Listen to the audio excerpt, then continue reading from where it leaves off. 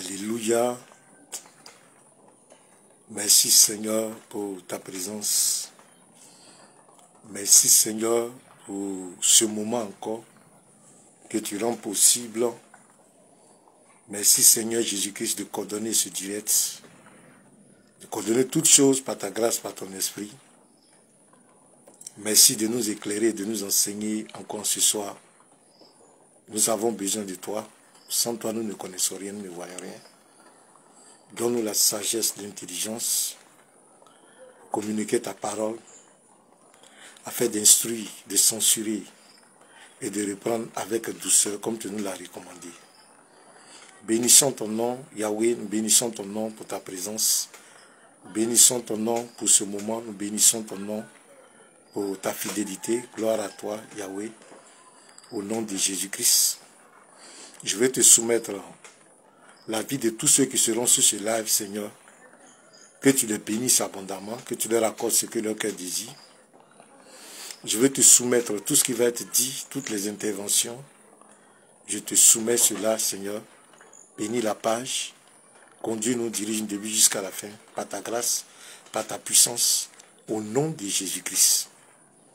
Merci, parce que ce moment est sous ton contrôle, est sous ta grâce, au nom de Jésus-Christ. Shalom, shalom à tous ceux qui sont déjà en ligne. Que Dieu vous bénisse abondamment. Je vais vous demander de partager comme moi. Prenez votre portable, partagez. Partagez au moins dans 10 groupes, partagez dans 20 groupes, partagez. Afin que nous puissions monter, partager.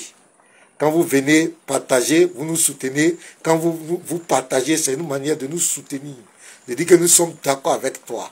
Partagez, partagez, partagez. Invitez les amis, invitez les groupes musulmans. Nous les appelons encore ce soir. Nous les appelons ici ce soir. Convoquez-les, taguez tous les groupes musulmans. Taguez-les où qu'ils se trouvent. Partagez dans les groupes. Partagez, c'est ce que je vais faire. Moi aussi, je vais partager. Voilà. Il faut partager aussi. Il faut partager, il faut partager. Il faut taguer tous ces prédicateurs musulmans. Parce que ce soir, c'est un débat. Nous allons faire ressortir des problématiques dans le Coran. Nous allons faire ressortir des ambiguïtés dans le Coran. Nous allons démontrer que le Coran n'est pas une révélation de Dieu. Donc, partagez. C'est très important. Convoquez-les. Où qu'ils soient. Réveillez-les. Appelez-les ici. Dites-leur que les apologètes de Jésus-Christ les convoquent ici. Partagez, partagez. Je salue déjà tous ceux qui sont déjà là. Je salue tous ces frères. Partagez, partagez, partagez. Le thème, ce sont les ambiguïtés dans le Coran. Nous allons faire sortir des ambiguïtés dans le Coran. Voilà, c'est le thème de ce soir. Nous allons faire sortir des sourates. Et vous allez comprendre que le Coran n'est pas une révélation. Voilà, ce n'est pas un livre révélé. Donc, convoquez tous les musulmans, convoquez-les, où qu'ils soient.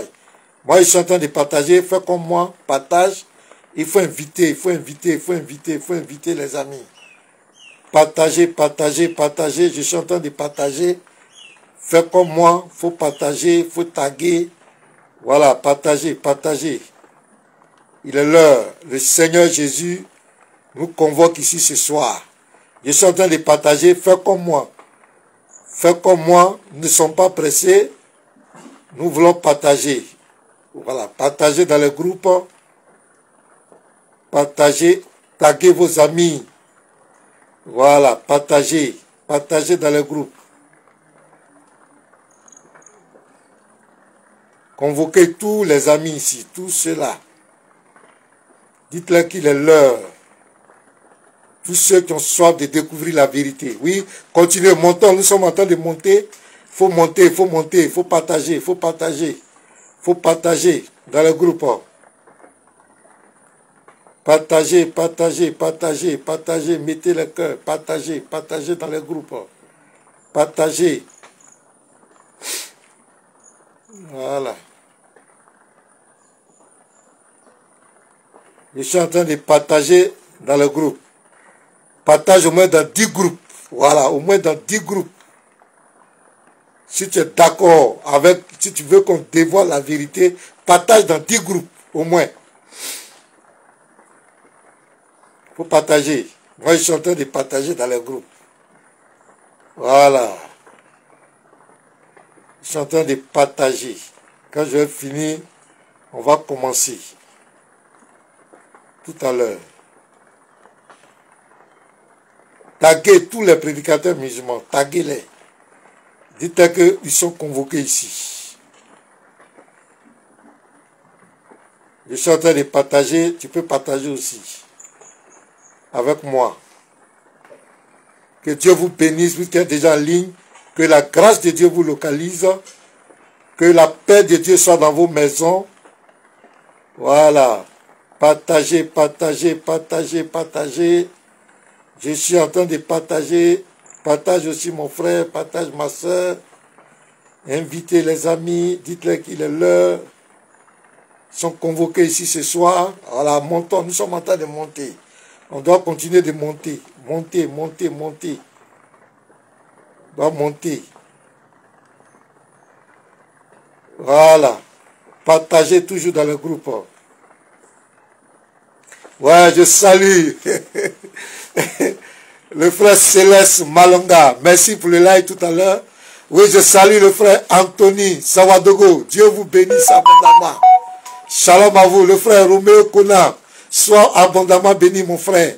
Soyez bénis, tous ceux qui sont connectés. Voilà. Quand vous commentez, je vois vos noms et je vous salue. Voilà. Quand vous mettez un commentaire pour que je vous salue en ligne. Vous dites que nous sommes avec vous. Nous sommes ensemble. Voilà. Partagez. Partagez dans le groupe. Partagez. Partagez ce direct. Voilà. Je suis en train de partager. Faites comme moi. Faites comme moi. Voilà. Je salue tous. Le frère depuis le Burkina, soit béni abondamment. Il faut partager là-bas. Il faut inviter tous ceux qui vous emmènent là-bas. Il faut les taguer. Il faut les taguer. Donc, à venir ici. Ce soir, le Seigneur va faire tomber les écailles des yeux. Je vous assure. Voilà. Je suis en train de partager dans les groupes. Que Dieu vous bénisse abondamment. Shalom, shalom. Il faut qu'on monte, on doit monter. On doit monter, on doit monter, on doit monter. On doit atteindre, il faut partager. Au moins un 200 partages. Au moins. Si on n'a rien fait, au moins un 200 partages. Il faut qu'on monte. Voilà. Il faut qu'on monte, il faut partager, et puis il faut liker pour sécuriser le direct. Il faut partager tous ceux que tu connais, il dit qu'ils sont musulmans, qui ont la connaissance, tous ces groupes-là, convoquez-les ici ce soir. Convoquez-les, les apologètes de Jésus les convoquent ici ce soir. Donc, shalom, mettez le cœur, likez, invitez. Il faut partager, partage dans le groupe. Oui, Kofi, Dediga, Marcelin, que Dieu te bénisse. Oui, cher frère en Christ, soyez bénis abondamment. Oui, dès que tu viens, mets ton nom pour que je te salue. Oui, c'est important. Oui, vous gaspillez vos données pour venir nous soutenir. On doit vous saluer aussi et on doit vous bénir. Soyez bénis. Mettez les cœurs, vous commentez. Dès que vous commentez, voilà, on cite votre nom pour vous saluer. C'est ce qui est important. Commentez pour que je vous salue. Je vais vous saluer. Voilà, parce que c'est vraiment important. Que Dieu vous bénisse. Nous sommes en train de monter, continuez de monter. Nous sommes en train de monter. Voilà, Jésus héros, sois béni. Jésus héros, que Dieu te bénisse. Que Dieu te bénisse. Jésus est vraiment un héros. Soyez bénis abondamment. Oui, voilà, partagez, likez. Il y a un qui est en train de mettre les têtes de mort. Ce n'est pas grave, mettez les cœurs. Pour ne pas que le direct soit signalé. Pompez les cœurs. Ils sont en train de commencer à mettre les têtes de mort. Je n'ai même pas encore commencé à parler. On met les têtes de mort. Sidney Bamba, je te salue mon frère. Voilà, je te salue. Mettez les cœurs. Voilà, merci Sidney Bamba. Il dit on va tout casser. Allez, pompez les cœurs, pompez. Ils veulent signaler la vidéo. On n'a même pas encore parlé. Voilà. Roméo Kona, mettez les cœurs. Dieu vous bénisse. Voilà, Serge Honoré Guissot, mon pasteur depuis le Burkina. Sois béni abondamment. Je suis content de te recevoir. Sois béni abondamment. Merci pour le soutien. Oui, Serge Honoré Guissot, c'est un serviteur, éminent serviteur de Dieu depuis le Burkina. Shalom à toi. Partagez, montez. On doit monter et on va commencer. Que Dieu vous bénisse abondamment. Que la grâce de Dieu vous localise. Que la grâce de Dieu vous bénisse. Voilà, partagez. Taguez-moi tous ces groupes musulmans, taguez-les, Nous allons commencer dans moins de 5 minutes. Le direct va commencer. Oui, taguez-les. Dans moins de 5 minutes, le direct... Mettez les cœurs, ils sont en train de mettre les têtes de mort. Mettez les cœurs, ils sont en train de signaler la vidéo déjà. Mettez les cœurs, si vous ne mettez pas les cœurs, on ne pourra pas arriver au bout, on ne pourra pas. Je vous dis que ce soir, le téléphone est ouvert. Quand je vais faire la première démonstration, ceux qui veulent intervenir pour apporter un élément de contradiction, vous demandez la demande en vidéo, en direct, je vous accepte, et puis vous venez. Toi qui veux contredire aussi, qui n'es pas d'accord avec ce que je vais dire, tu demandes la demande, tu fais la demande vidéo, je t'accepte, et puis tu veux. Le frère Abdul Raz, oui, il dit tu veux rien, je te salue mon frère, je te salue. Abdul Raz, que Dieu te bénisse, je te salue. Voilà, sois connecté, tu vas découvrir. Après, si tu veux intervenir, tu demandes là, tu fais une demande, et je t'introduis, et tu vas te prononcer. C'est pas la peine d'inciter. Nous ne sommes pas des ennemis. Voilà, nous ne sommes pas des ennemis. Nous sommes là pour nous éclairer les uns les autres. Tu n'es pas mon ennemi. Nous sommes là pour dire la vérité. Si tu n'es pas d'accord, tu apportes la contradiction avec respect, avec amour. Voilà. Voilà, il vient de... Voilà, faites comme Jésus Euro. Il dit, il a partagé déjà dans 5 groupes. Toi aussi, partage dans 10 groupes. Voilà, mettez les cœurs, ils attaquent, ils mettent les têtes de mort. Mettez les cœurs, ils signalent la vidéo, mettez les cœurs.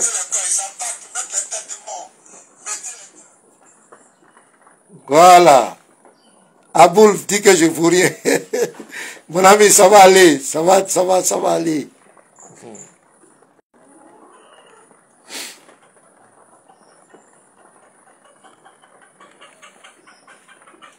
Voilà, mettez les cœurs, partagez abondamment, partagez le direct. Nous allons commencer maintenant. Voilà, nous allons commencer. Abdullah, Abdullah, tu peux appeler, tu peux faire. Ok, que Dieu nous bénisse. Nous allons commencer. Voilà, depuis un certain temps, nous avons commencé une étude. On était en train de réfléchir.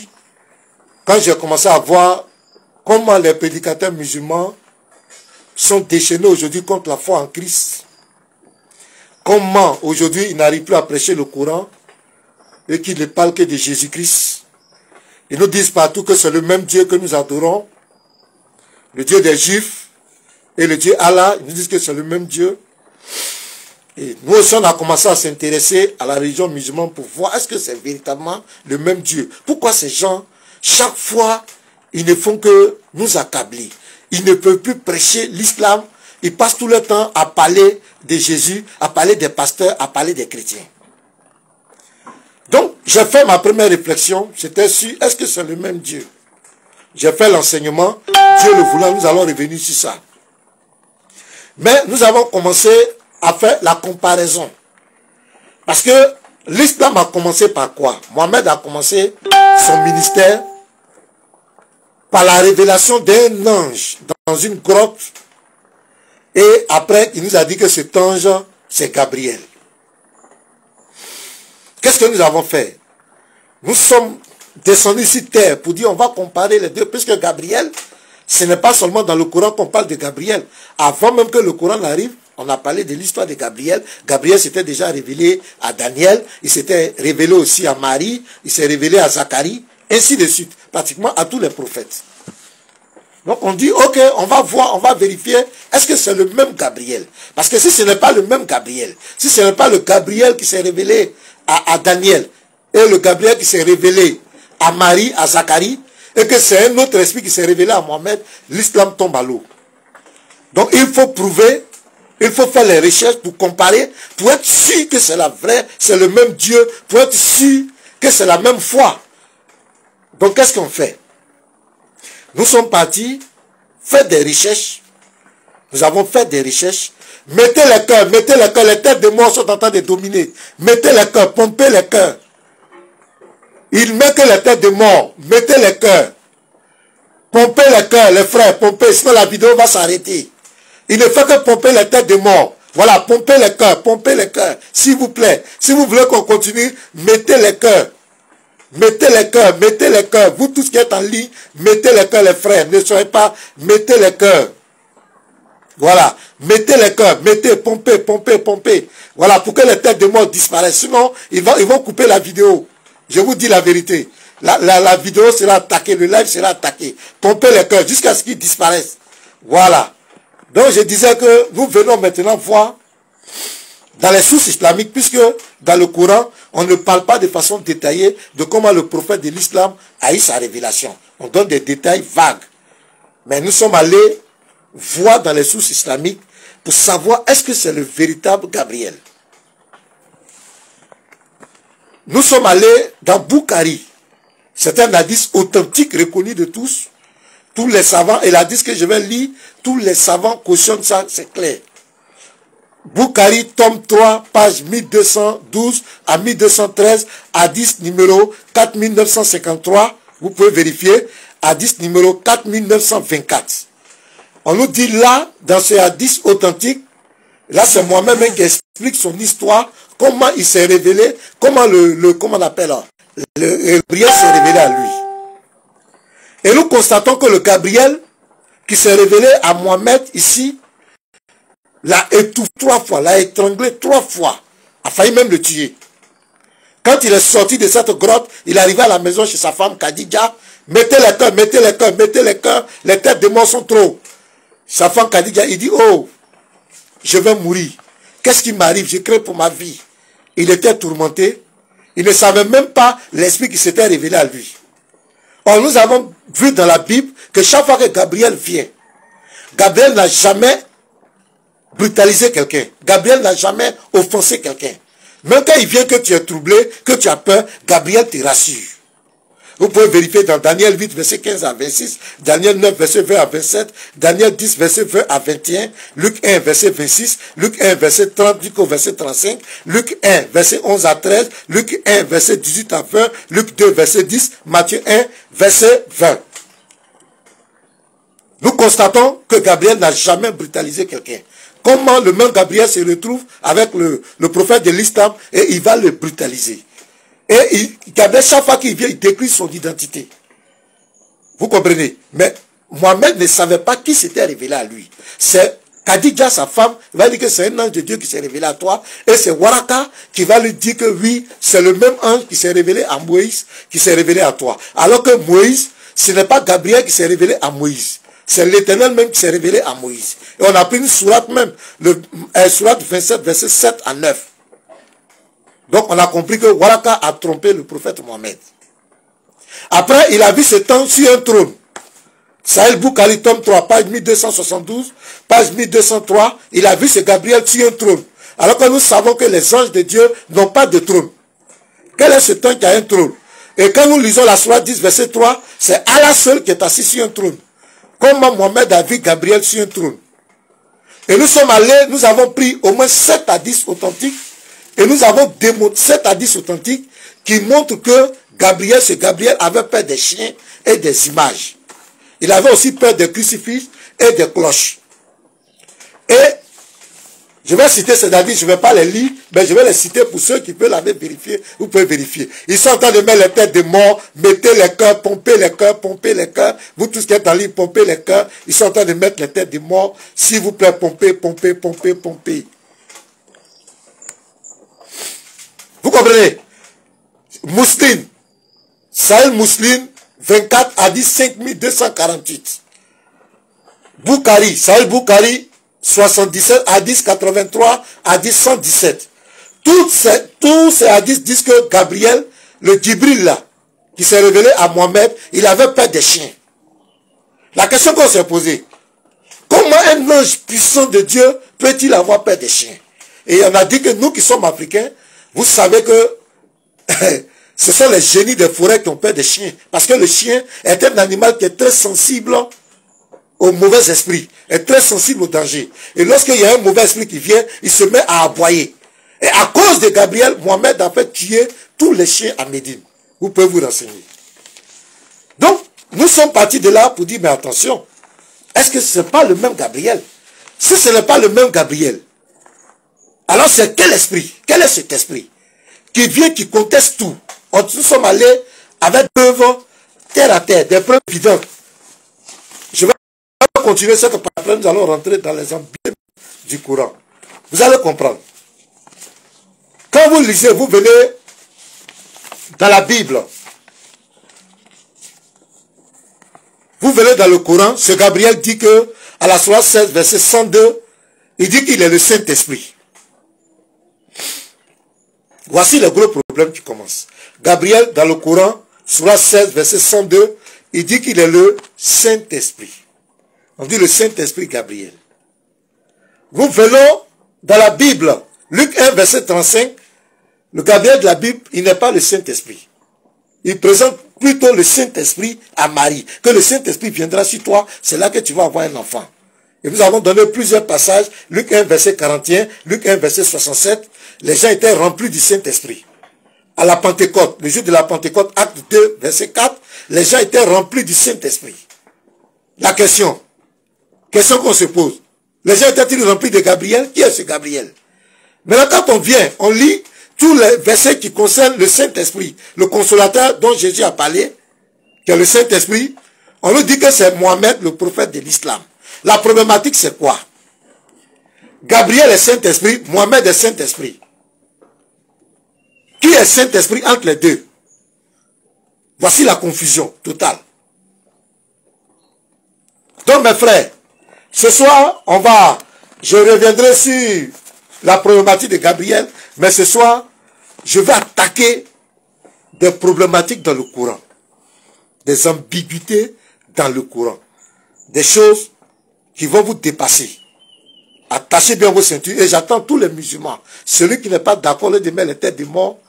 Tu demandes, quand je vais finir, tu fais une demande en direct, je t'introduis et puis nous deux, on va débattre. Tu auras ton temps de parole, j'ai mon temps de parole, on va voir. La première sourate que nous allons prendre, c'est la sourate 53. Sourate 53, le verset 1 à 5. Vous qui avez le Coran, prenez le Coran, on va lire ça. Sourate 53, le verset 1 à 5. Partagez, partagez, partagez.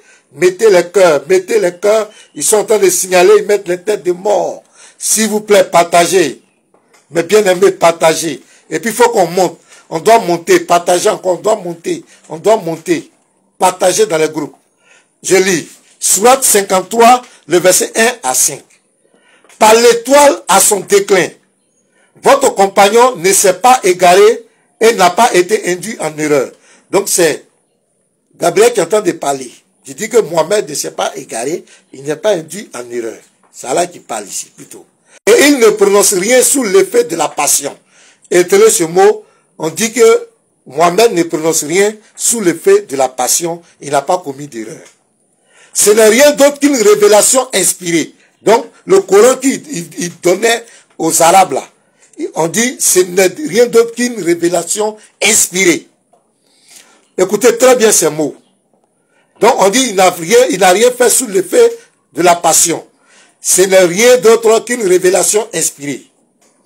Que lui a enseigné l'ange Gabriel à la force prodigieuse. Aussi on nous dit que le Coran, ce n'est pas une passion de Mohammed, ce n'est pas une erreur, c'est l'ange Gabriel qui lui a révélé cela. Nous sommes d'accord. Quand nous venons à la sourate 85, suivez ma démarche. Vous allez comprendre quelque chose.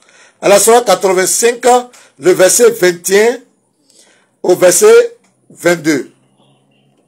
Sourate 85, le verset 21 au verset 22. Écoutez très bien.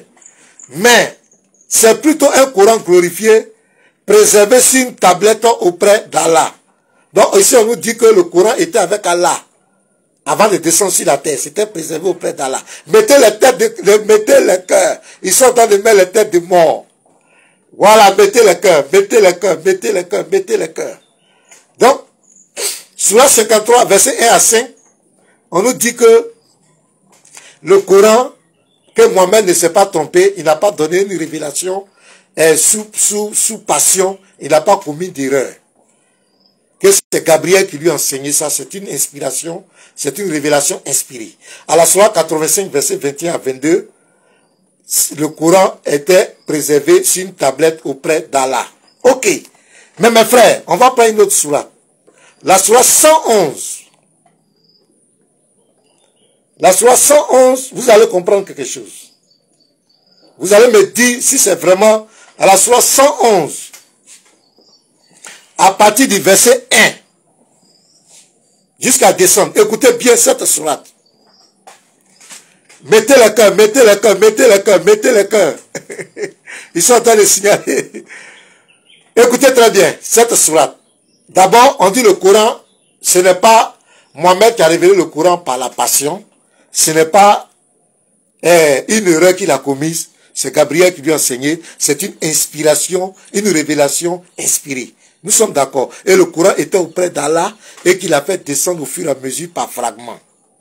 Mais écoutez ici, la sourate 111, le verset 1 à descendre. Il dit que périssent les deux mains d'Abu Lahab et que lui-même périsse. Écoutez très bien. Sa fortune ne lui sera rien, ni ce qu'il a acquis. Il sera brûlé dans un feu plein de flammes. De même sa femme, la porteuse de bois, à son cou une corde de fibres. Voici une révélation. Mes frères, écoutez, je vais relire ça. Écoutez très bien. Que périssent les deux mains d'Abu Lahab et que lui-même périsse. Sa fortune ne lui sert à rien, ni ce qu'il a acquis. Il sera brûlé dans un feu plein de flammes. Mettez le cœur, pompez le cœur. De même sa femme, la porteuse de bois, à son cou une corde de fibres. Donc quand j'ai découvert cette sourate, j'ai dit mais attention, qu'est-ce que ce type a fait à Mohammed? Qui est-il? Abu Lahab. Je vais aller vérifier maintenant les sources islamiques pour savoir qui est Abu. Son nom là, c'est un nom arabe, hein? Je ne suis pas arabe. Qui est Abu Lahab? Donc je vais vérifier maintenant. Qui est Abu Lahab? Écoutez très bien. Son nom, son vrai nom c'est Abna Isa ibn Ablal Mutalib ibn Ishaka, Isham plutôt, Al-Kahi. Donc, ça c'est son vrai nom que je viens de citer. Je ne suis pas arabe, c'est son nom qui est là. C'est un oncle, c'est l'un des demi-oncles paternels du prophète Mohammed. Son nom, Abu Lahab, signifie père de la flamme. C'est-à-dire que son nom, c'est une malédiction, c'est un surnom qu'on lui a donné. Il est né en 549 et il est mort en 624. C'était un opposant farouche au prophète Mohammed. Il n'était pas d'accord avec lui. Il n'a jamais reconnu son ministère de prophète. Jamais. C'est Abu Lahab. Et quand vous lisez maintenant la sourate, vous comprenez maintenant la sourate 111, verset 1 à 5. Il dit quoi? Que périssent les deux mains d'Abu Lahab. Ça, est-ce que vous croyez que cette sourate était avec Allah au ciel? Est-ce que ce n'est pas une passion? C'est pas par passion que cela a été révélé? C'est un règlement de compte. Il est en train de régler son compte avec son oncle paternel. Il dit qu'il périsse et qu'il périsse avec sa femme. Il est en train de le maudire. Les musulmans qui m'écoutaient, est-ce que c'est une révélation, c'est une inspiration divine ça? Mon ami Abdul Raz, tu peux faire la demande et puis tu viens. Nous sommes là. L'un n'est plus inciter les gens. Menteur, premier menteur, premier menteur. Il faut laisser ça. Tu viens et tu nous dis le contraire. Il dit que Abu Lahab périsse, qu'il périsse, que sa femme périsse, qu'il aille en enfer. C'est Allah qui a révélé ça, mais c'est Gabriel qui a révélé cela. Alors qu'à la sourate 53, verset 1 à 5, on dit le Coran n'a pas été révélé par passion. Mohammed n'a pas révélé par passion. Mais ici, cette sourate nous montre clairement que c'est une passion. C'est un mépris. Il n'est pas content de ce monsieur. Donc il le maudit. Il le maudit, son oncle paternel, parce que le monsieur n'a pas reconnu son apostolat. il le maudit. Est-ce que c'est vraiment une inspiration divine ça? Est-ce que c'est une révélation inspirée? Qui a inspiré ça à Mohamed? Allah, le Coran était avec Allah au ciel là-bas. Il avait écrit ça déjà. Cela, vous croyez à ça? Non. Mettez, montons. On va, aujourd'hui là, nous sommes en train de vous démontrer que le Coran n'est pas une révélation divine. Mettez les cœurs, partagez. Partagez dans les groupes. Partagez dans les groupes. Abu Lahab. Pourquoi il a maudit Abu Lahab? Et je vous dis, même au niveau des savants, il y a d'autres qui ne sont pas d'accord avec cette sourate. Ils disent que comment une malédiction peut être dans le Coran. Je vous lis le Coran. Je ne lis pas un autre livre. La sourate 111, verset 1 à 5. Vous pouvez vérifier. Que périssent les deux mains d'Abu Lahab et que lui-même périsse. C'est une malédiction. Il est en train de maudire le monsieur. Qui lui a inspiré ça? C'est Gabriel. Et le contexte, c'est que le monsieur n'était pas d'accord avec son apostolat. Le monsieur n'a jamais été d'accord avec lui. Il s'opposait à lui. Il n'était pas d'accord. C'est pourquoi il le maudit. Sa fortune ne lui sert à rien. Si c'est qu'il a acquis. Il sera brûlé dans un feu plein de flammes. C'est Gabriel qui a révélé ça? Non, mes frères, c'est une passion. C'est une passion. Ce n'est pas une révélation divine, ça. Ça, c'est l'expression du prophète Mohammed. C'est lui qui parle ici, c'est pas Allah. Quand vous dites que c'est Allah qui parle dans le Coran, c'est pas vrai. Ici, c'est Mohammed qui est en train de se venger. Il est en train de maudire son oncle paternel, Abu Lahab. Il est en train de le maudire parce que ce monsieur n'a pas reconnu son apostolat. Partagez, mettez les cœurs, mettez les cœurs, mettez les cœurs. Les musulmans ont commencé à fuir. Au début, ils étaient chauds, mettez les têtes, mais ils ont commencé à fuir. Qu'ils viennent répondre. Qui a révélé cette sourate? Qui a révélé la sourate 111, verset 1 à 5? Vous les frères qui êtes en ligne, quand vous serez devant un musulman, demandez-lui qui a révélé cette sourate. Pourquoi il a maudit son oncle maternel, son oncle paternel, Abu Lahab? Pourquoi il a maudit? Pourquoi il doit aller en enfer? Parce que le monsieur n'a pas reconnu son apostolat. Pourquoi il le maudit? Ce n'est pas Gabriel, ce n'est pas une révélation divine. Quel enseignement le musulman peut tirer de cette sourate? Donc le musulman, si son oncle paternel n'est pas d'accord avec lui, il doit le maudire, il doit lui souhaiter l'enfer, non seulement lui et puis sa femme, il doit souhaiter que tous ses biens périssent. Je veux qu'un musulman demande la vidéo ici, il demande, je le fais rentrer, je le fais monter, il va nous expliquer cela. Qui a inspiré ça? À la sourate 53, verset 1 à 5, on dit que Mohammed n'a pas révélé le Coran par passion. Il n'a pas révélé le Coran avec l'erreur. Mais pourquoi il maudit son nom? Pourquoi il le maudit? C'est une passion. Parce qu'il n'est pas content de lui.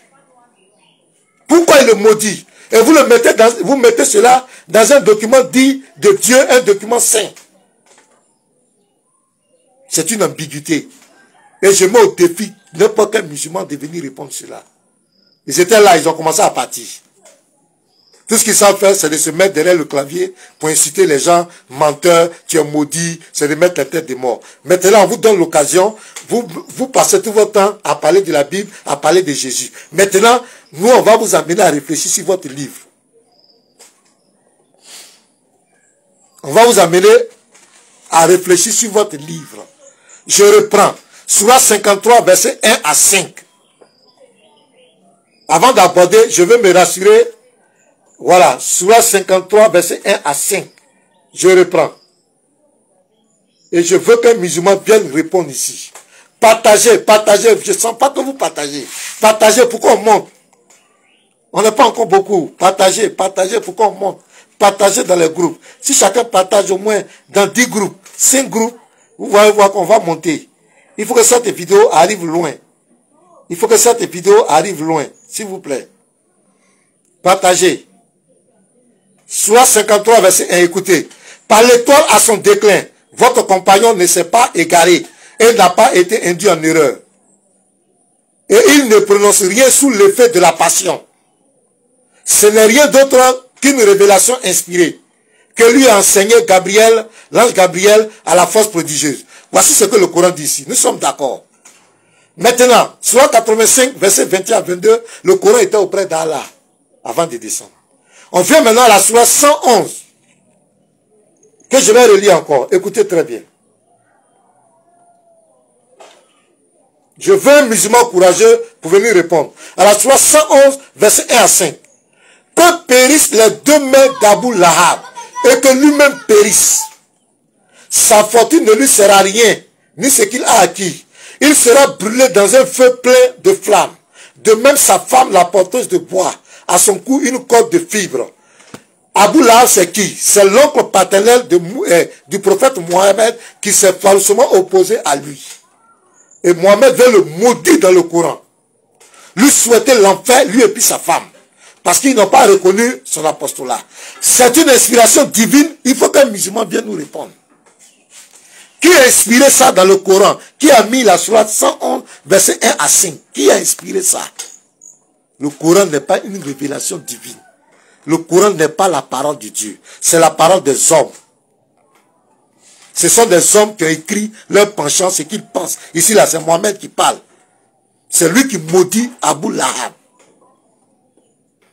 C'est lui qui lui souhaite l'enfer. Lui et puis sa femme. Parce qu'ils ne l'ont pas reconnu son ministère. Je ne vois pas de musulmans courageux. Quand on va même sur la page du prophète Placide, c'est la même chose. Qui a écrit cette sourate? Sourate 111, verset 1 à 5. Qui a maudit Abou Lahab? L'oncle paternel de Mohammed. Pourquoi il a maudit? C'est qui lui a inspiré ça? C'est Gabriel qui est descendu pour lui dire ça, pour inspirer ça à Mohammed.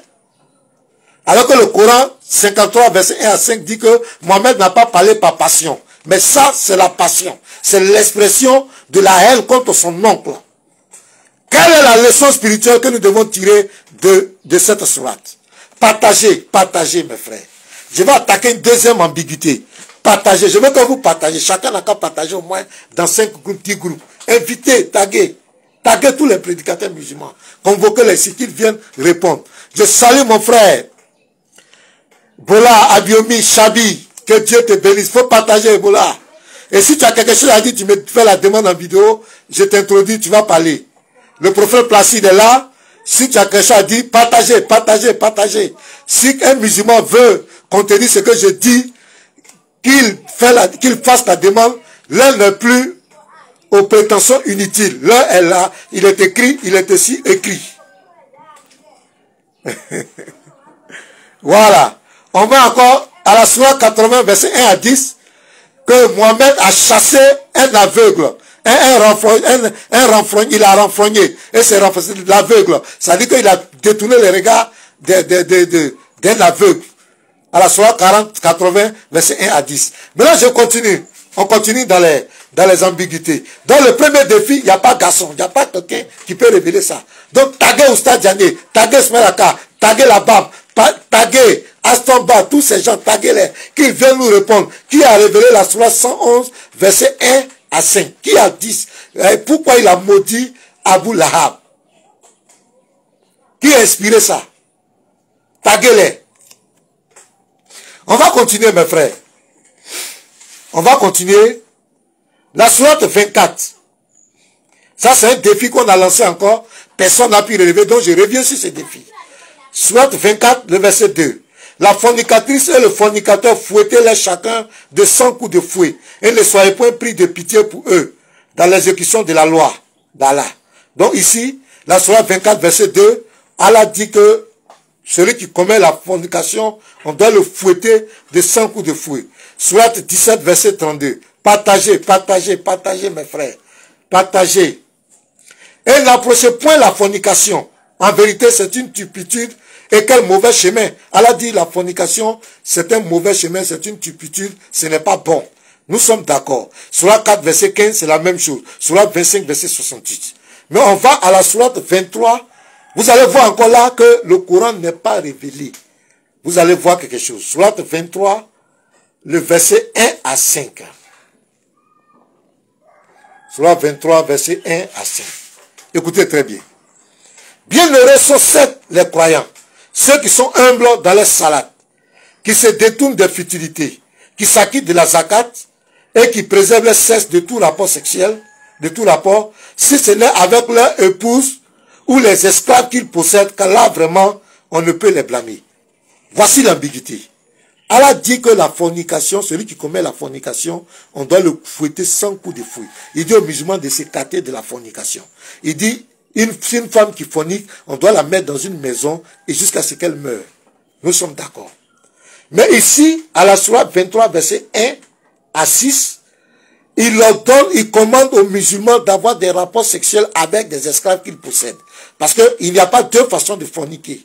La fornication, c'est fornication. La fornication, c'est d'avoir des rapports sexuels avec une femme que tu n'as pas mariée, une femme que tu n'as pas dotée. Donc, l'esclave qu'il possède ici, ce n'est pas sa femme. Maintenant, pourquoi il ordonne d'avoir des rapports sexuels avec l'esclave? Mes frères, il y a un problème. La fornication est égale à la fornication. Pourquoi tu condamnes la fornication et tu ordonnes aux musulmans d'avoir des rapports sexuels avec des esclaves?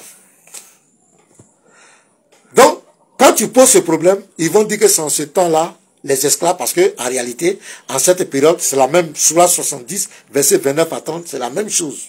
Il ordonne aux musulmans d'avoir des rapports sexuels avec des esclaves. Il y a d'autres sourates où il dit de les marier. Mais ici, le contexte, sourate 23, verset 1 à 6, ce n'est pas mariage. Parce qu'il parle de leur épouse et des esclaves qu'ils possèdent. Là, ils ne sont pas blâmés. Sourate 70, verset 29 à 30, c'est la même chose. Donc, je vais vous dire maintenant pourquoi je dis que ce n'est pas une révélation divine. Parce que à cette période-là, il y avait de l'esclavage en Arabie Saoudite. Il y avait de l'esclavage. Donc, l'esclave était considéré comme un objet. C'est quelqu'un qui n'avait pas de droits. On pouvait faire de l'esclave ce qu'on veut. Vous comprenez? Donc, c'est les hommes qui ont vécu à cette époque, ces personnes qui ont vécu à cette époque, qui ont communiqué cette loi. Ce n'est pas Dieu. Parce que la révélation de Dieu, ce n'est pas pour une seule période. La révélation de Dieu est universelle et ça va pour l'éternité, c'est pour tous les temps. La parole de Dieu ne passe pas. Qui a révélé ça? Qui a dit aux musulmans, ils ne doivent pas forniquer, mais s'ils forniquent avec les esclaves, là c'est pas un péché. Qui a révélé ça? Il faut que les musulmans viennent nous répondre ici. Nous les attendons. Il faut qu'ils viennent nous répondre. Partagez pour qu'on puisse monter. Partagez, taguez-les. Convoquez-les ici. Dites-leur de venir répondre. Donc, quand laisser affaire de Jésus, Dieu, Jésus n'est pas Dieu. Jésus est Christ, n'est pas Dieu. Donc, quand laisser ça. Ça les dépasse. Voilà les livres. Moi, je les attends. Celui qui veut, il demande la demande vidéo ici. Je l'introduis. Il va nous répondre. Pourquoi Allah dit de ne pas avoir de ne pas forniquer? Et pourquoi il leur donne aux musulmans de forniquer avec les esclaves qu'ils possèdent? Pourquoi? Il faut qu'ils viennent nous répondre. Qui a révélé la sourate 111, verset 1 à 5? Pourquoi Mohamed a maudit son oncle paternel et cela se retrouve dans le Coran? Pourquoi? Qui a révélé ça? Allah dit que le Coran se trouvait avec lui dans le ciel là-bas.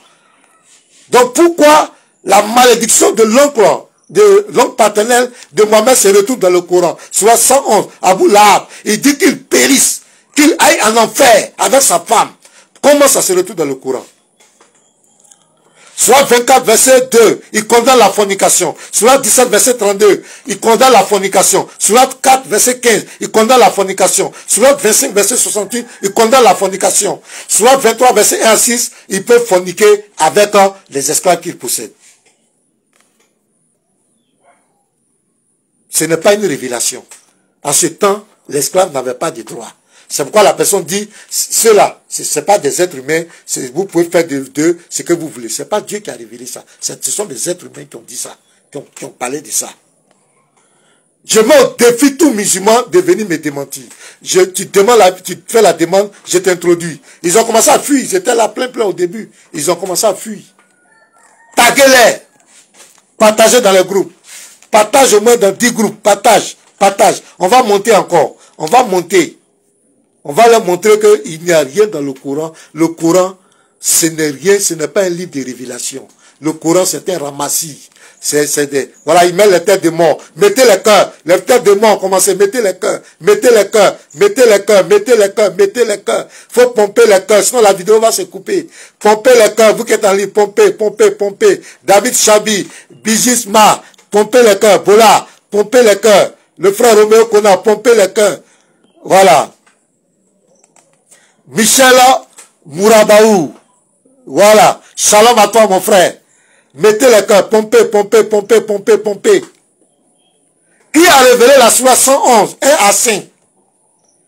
Qui a demandé aux musulmans d'avoir de forniquer avec des esclaves? Qui peuvent ne pas forniquer? Sourate 2, 24, 2. Sourate 17, 32. Sourate 4, verset 15. Sourate 25, verset 68. Il dit la fornication n'est pas bon. Mais qui vient ordonner aux musulmans d'avoir des rapports sexuels avec des esclaves qu'ils possèdent? Pourquoi? Il n'y a pas deux façons de forniquer. J'attaque la troisième problématique. Il n'y a pas quelqu'un qui vient. Celui qui met les têtes de mort. Si tu demandais la vidéo, tu me demandais, je t'introduisais. Et puis on va débattre. Tu vas dire ce qui ne va pas. Qu'est-ce que je dis qui est faux? Aboul Raz, il a fui.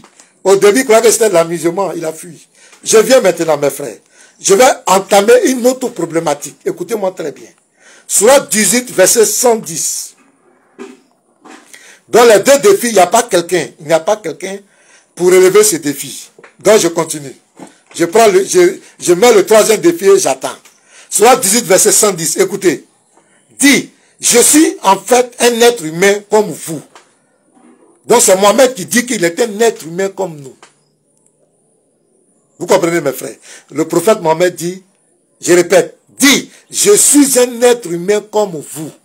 Mohamed dit qu'il est un être humain comme vous et moi. Il est un homme comme nous. Mais vous allez voir. À la sourate 33, verset 21, mes frères, partagez, partagez, partagez. Sourate 33, verset 21.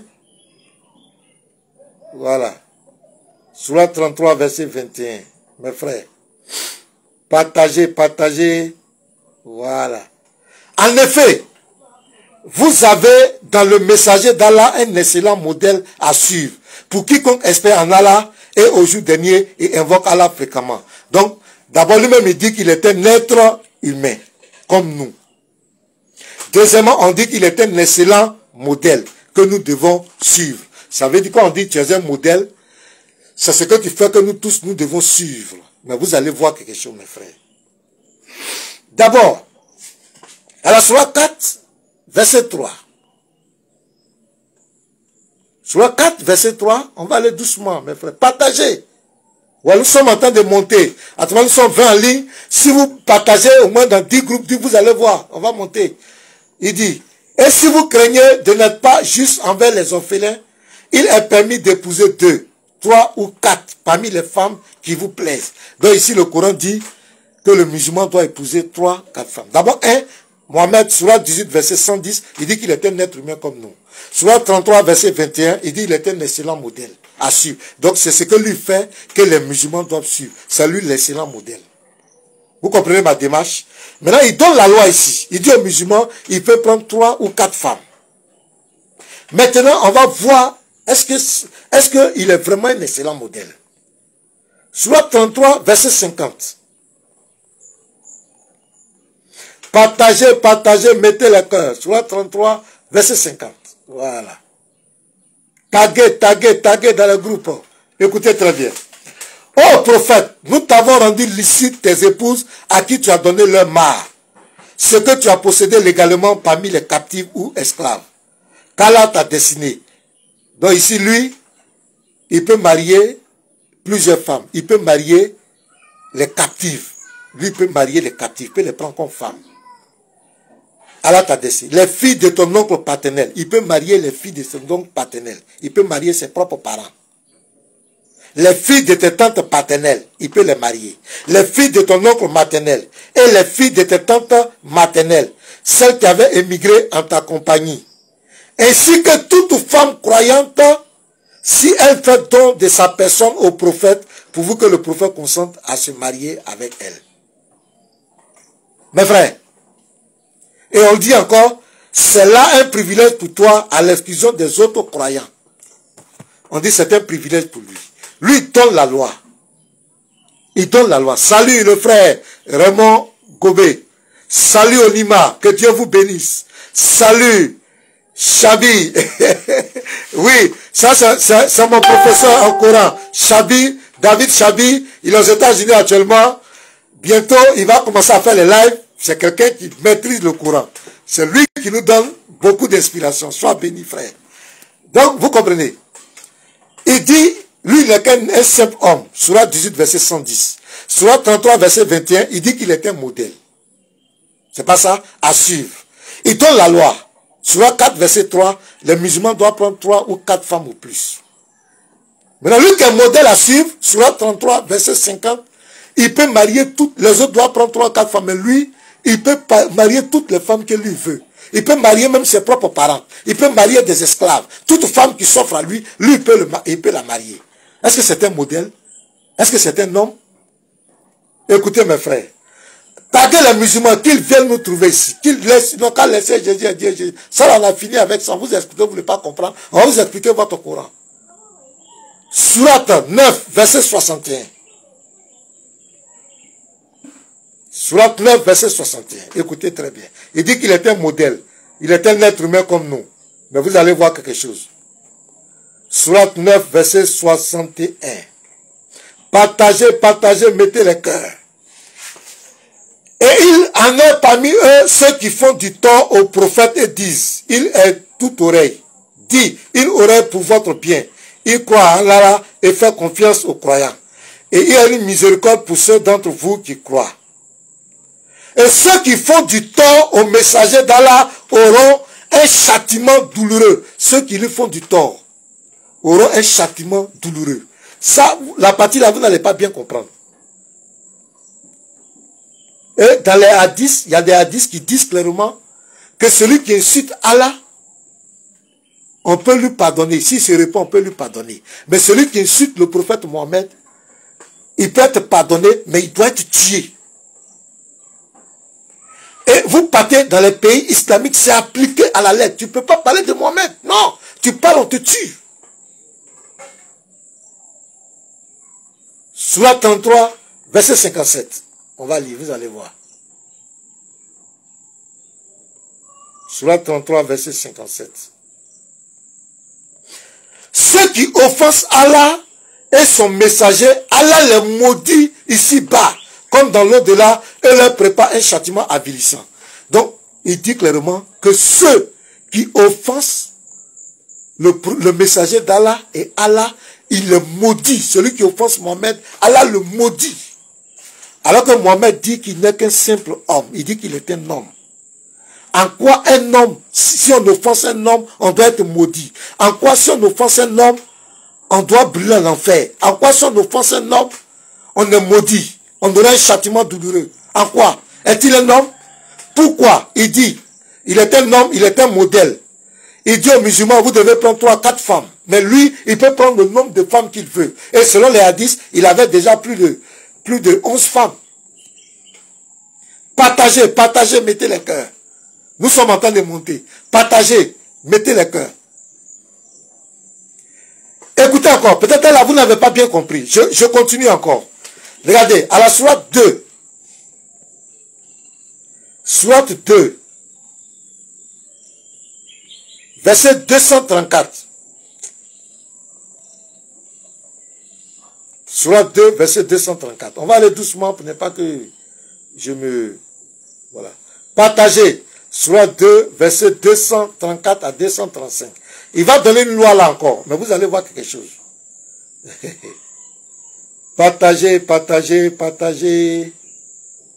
Voilà. Sourate 2, verset 234. On va doucement parce qu'on n'est pas pressé. Ceux des vôtres que la mort frappe et qui laissent des épouses, ça veut dire les veuves, celles-ci doivent observer une période d'attente de 40 mois, de 4 mois et 10 jours. Passé ce délai, on ne vous reprochera pas la façon dont elles disposeront d'elles-mêmes d'une manière convenable. Allah est parfaitement connaisseur de ce que vous faites. 235. Et on ne vous reprochera pas de faire aux femmes allusion à une proposition de mariage. Donc ici, il donne la loi. Sourate 2, verset 234 à 235. La femme musulmane qui est veuve, qui a perdu son mari, elle a 4 mois et 10 jours pour se remarier. Là, elle n'a pas de problème. Maintenant, on va voir pour le prophète de l'islam.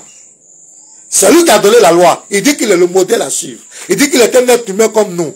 Mais vous allez voir quelque chose. Sourate 33, partagez, partagez. Beaucoup de choses vont être révélées aujourd'hui. Sourate 33, verset 53. On va lire ça, vous allez voir. Mettez le cœur, mettez le cœur. Si un musulman veut apporter une contradiction, on le prend en direct. Écoutez très bien. Sourate 33, verset 53. Oh, vous qui croyez, n'entrez pas dans les demeures du prophète, à moins qu'invitation ne vous soit faite à un repas, sans être là à attendre sa cuisson. Mais lorsqu'on vous appelle, alors entrez. Puis quand vous aurez mangé, dispersez-vous, sans chercher à vous rendre familier pour causer. Vous comprenez ça? Cela faisait de la peine au prophète, mais il se gênait de vous congédier. Alors qu'Allah ne se gêne pas de la vérité. Et si vous leur demandez à ces femmes quelque objet, demandez-leur derrière un rideau. C'est plus pur pour vos cœurs et leurs cœurs. Vous ne devez pas faire de la peine aux messagers d'Allah. Maintenant, écoutez la partie qui nous intéresse. Ni jamais vous marier avec ses épouses après lui. Ce serait auprès d'Allah un énorme péché. Donc, il dit qu'il est l'excellent modèle. Il est un homme, un être humain comme nous. Il dit que les musulmans doivent prendre 3 femmes, au plus 4. Mais lui, qui est le modèle à suivre, lui peut prendre toutes les femmes qu'il veut. Mes frères. Et quitte là encore. Il dit qu'il est un homme. Mais si tu lui fais du tort, tu es maudit. Tu es maudit. Si tu lui fais du tort, tu aurais un châtiment douloureux. Est-ce que c'est un homme? Il vient encore dans la sourate 2, verset 234-235. Les veuves musulmanes ont un délai de 4 mois, 10 jours pour se remarier. Mais lui, à la sourate 33, verset 53, lui, ces veuves-là, si lui meurt, derrière lui, les veuves de Mohammed, on ne doit pas les marier. Si tu les maries, c'est un grand péché devant Allah. Demandons aux musulmans, qui est Mohammed? Il est qui? Pourquoi les femmes qu'il a mariées ne doivent-elles pas se marier? Pourquoi il donne la loi et puis lui, la loi ne s'applique pas à lui? Pourquoi? Pourquoi? Est-il un homme? Ou bien il est quoi? Qui est-il? Lui-même il dit dans la sourate 18, verset 110, que je suis un être humain comme vous. Sourate 33, 21, il dit il est le modèle à suivre. Quand il dit tu es le modèle à suivre, quand il dit ne volez pas, c'est toi qui dois respecter d'abord. C'est si toi on regarde. Tu dis aux gens prenez 3, 4 femmes. Mais toi tu peux prendre toutes les femmes que tu veux. Pourquoi? Il faut que les musulmans nous expliquent. Et je vous signale que toutes ces révélations, il n'y a pas de témoin, c'est lui qui rentre dans la globe et puis il vient. C'est lui qui va, il vient. Lui seul vous dit, c'est comme vous êtes là, il vous rassemble, il dit à partir d'aujourd'hui, voilà ce que Allah m'a dit de vous dire. Vous pouvez prendre 3 femmes, 4 femmes, mais moi là, je peux prendre toutes les femmes que je veux. Je peux marier mes propres parents, mais vous, c'est 3. Mes frères, ça ressemble un peu à la marmaille. Même quand il a pris la femme de son fils adoptif, soit 33, 37 à 38, les gens ont commencé à se plaindre parce que c'est un acte immoral. Il faut le dire, même si les musulmans ne veulent pas accepter, c'est un acte immoral. L'enfant que tu as adopté, l'enfant que toi-même tu as aidé à marier sa femme, même s'il a un problème avec sa femme, c'est vraiment immoral de prendre cet enfant. Et la femme de cet enfant. Et lorsque les gens ont commencé à se plaindre, paf, il a fait sortir une sourate. Sourate, oui, que c'est Allah qui lui a dit de prendre l'enfant. Comment Dieu peut ordonner un acte immoral à son prophète? Ça ne passe pas. Donc il dit aux gens, moi je suis un être humain comme vous. On dit on est d'accord. Mais celui qui me cite, il est maudit. Celui qui me fait tort, il aurait un lourd châtiment avec Allah. Ah, monsieur, il y a quel problème? Moi, je peux prendre toutes les femmes que je veux, mais vous avez droit à une seule femme. Et à 3 femmes ou 4.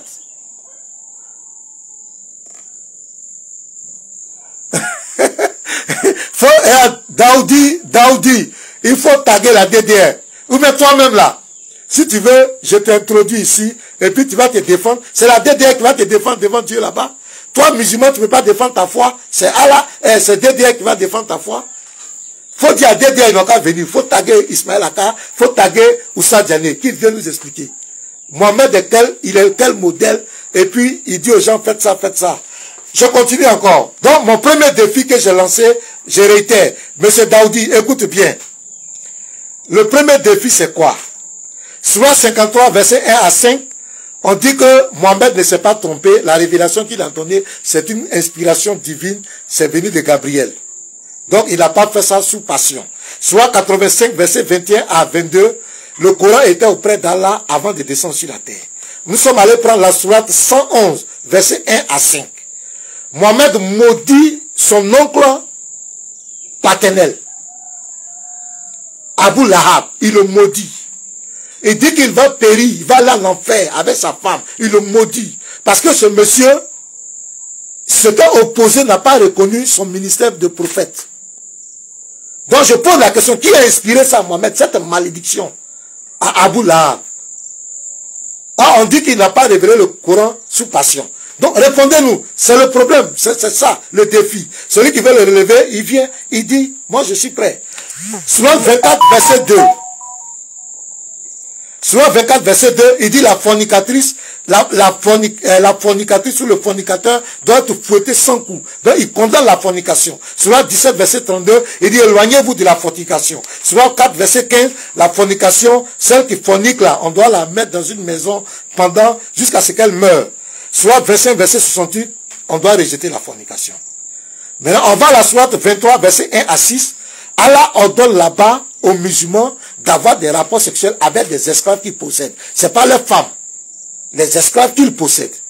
On a posé la problématique. Il n'y a pas deux façons de forniquer. Fornication est égale à la fornication. Surah 70, verset 29 à 30, il ordonne aux musulmans d'avoir des rapports sexuels avec des esclaves qu'ils possèdent. Ça, c'est la deuxième problématique. Et là, on a déduit quoi? Que ce n'est pas une parole inspirée, ce n'est pas une révélation. Parce qu'à cette période, en Arabie Saoudite, historiquement parlant, les esclaves, les gens avaient des esclaves, dont l'esclave n'était pas considéré.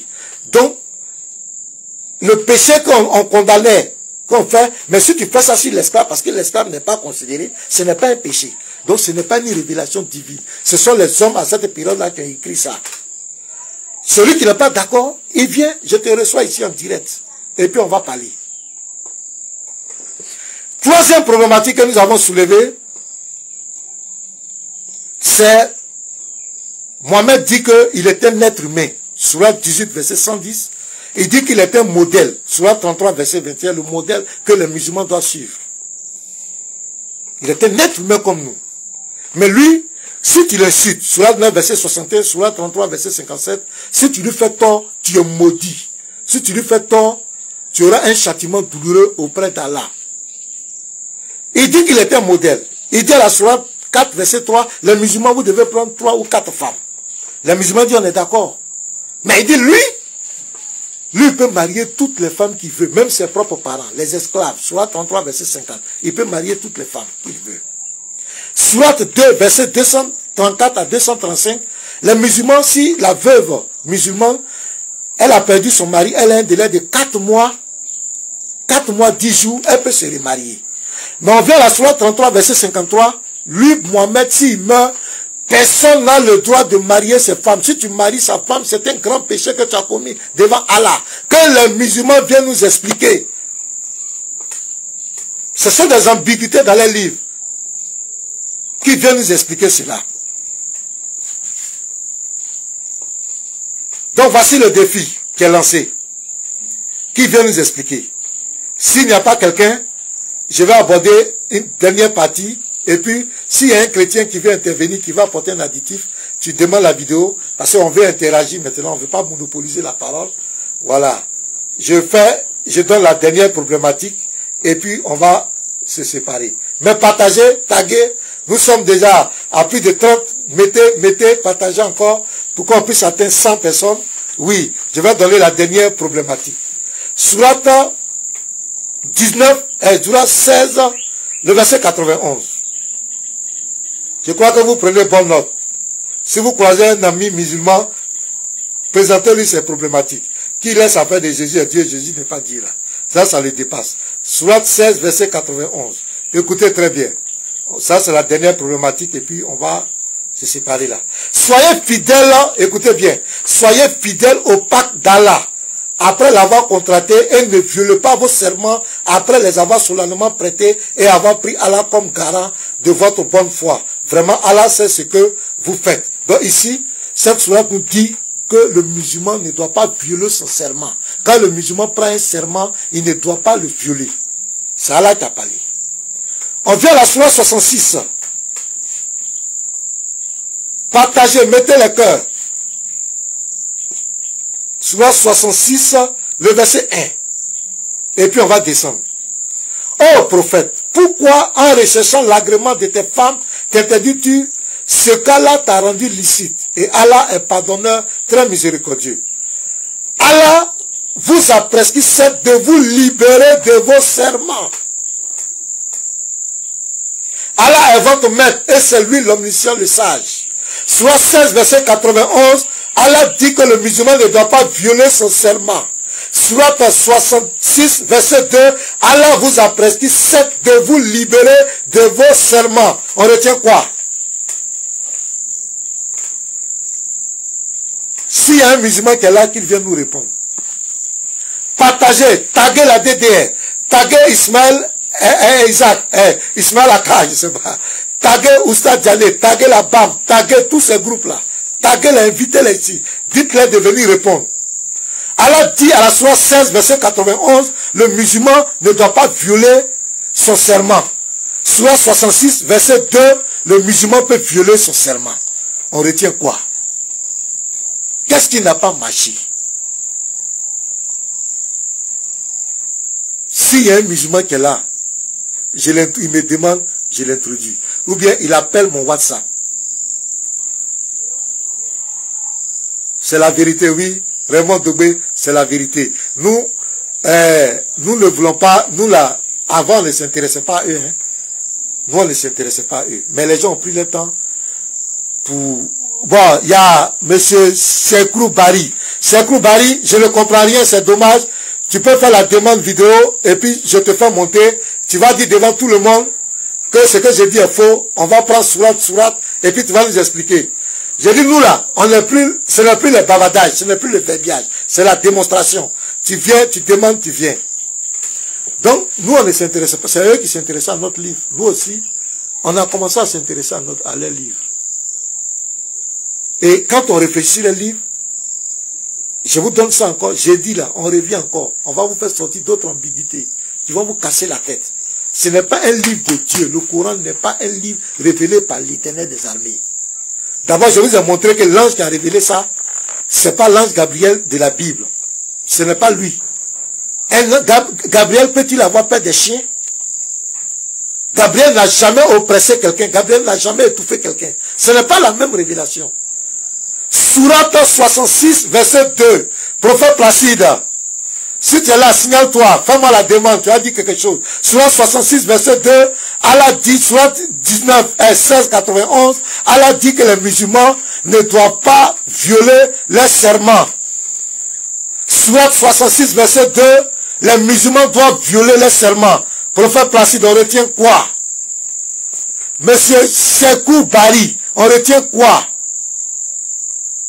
On retient quoi? Merci Chabi de partager.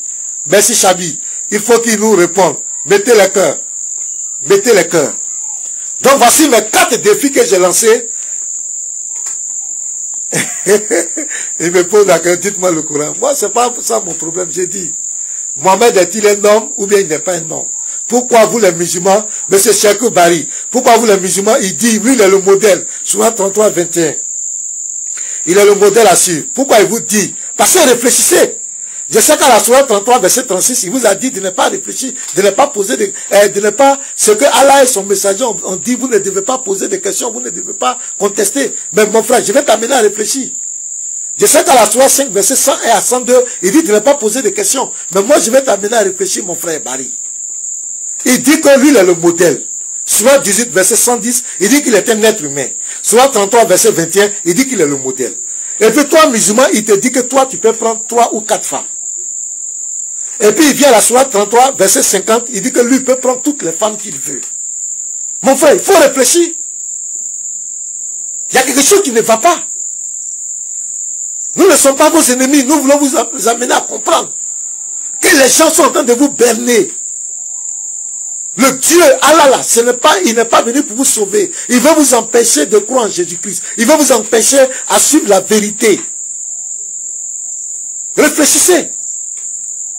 Il dit qu'il condamne la fornication. Verset 24, Sourate 24, 2, Sourate 17, 32, Sourate 4, 15, Sourate 25, 68. Mais il vous ordonne d'avoir des rapports sexuels avec des esclaves qui ne sont pas vos épouses.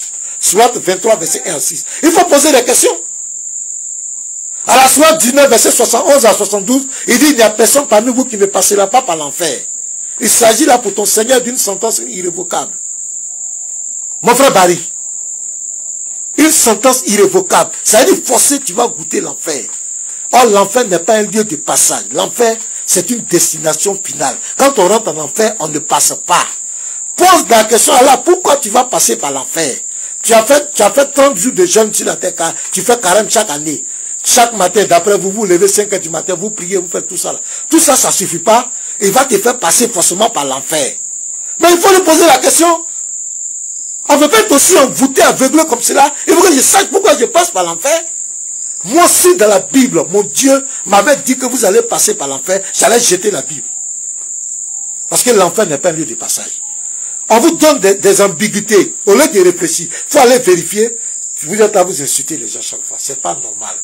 Donc, voici les 4 défis que j'ai lancés. S'il n'y a pas quelqu'un pour répondre, je crois qu'on va s'arrêter là. Vous étiez très nombreux. Partagez, taguez, mettez les cœurs. S'il y a un frère qui veut dire quelque chose, voilà. Il y a un frère qui veut dire quelque chose. Le frère Bija dit quoi? Franchement, vous êtes trop nul. Bon, il ne sait pas à qui il parle. Il a répondu à quelqu'un. Le Coran est doué d'intelligence et non ceux qui bavardent inutilement. Bon, c'est votre doué d'intelligence. Est-ce que ça là, il y a affaire de doué d'intelligence? Le monsieur dit que lui, il est un homme. Il est un modèle. Et il dit, vous devez prendre 3-4 femmes. Et puis lui, il doit prendre toutes les femmes qu'il veut. Ah, mon frère, ça, il y a doué d'intelligence dedans. Il n'y a pas fait de doué d'intelligence. Je ne vois pas où est doué. Il dit, à la Sourate 7, verset 91, vous ne devez pas violer vos serments. Il vient encore à la Sourate 66, verset 2, vous devez violer vos serments. Ça, il y a affaire des... il y a affaire des doués d'intelligence. Non, quand vous n'avez pas de réponse, vous dites doué d'intelligence, il faut aller lire les sources islamiques, il faut aller lire l'arabe en arabe. Mon frère, l'arabe là, ceux qui ont traduit le Coran de l'arabe en français là, vous ne comprenez pas arabe que... Voilà, ils ont traduit. Donc si vous dites que le Coran arabe que nous lisons dans la francophonie, si vous n'êtes pas d'accord avec ça, donc vous devez admettre que le Coran est falsifié.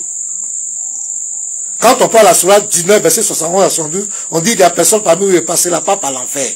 Ils disent que ce n'est pas l'enfer qui est écrit en arabe. Mais là, quand on leur pose la question, quel est le mot qui est écrit là-bas en arabe? Ils ne vont jamais te répondre. Quel est le mot qui est écrit là-bas en arabe? Que Dieu vous bénisse. Shalom à tous. Soyez fortifiés. Merci vraiment pour tous ceux qui étaient connectés. Continuez de partager, taguer tous ces groupes musulmans, les 4 défis que nous avons lancés, qu'ils viennent nous répondre. Qu'ils viennent nous répondre.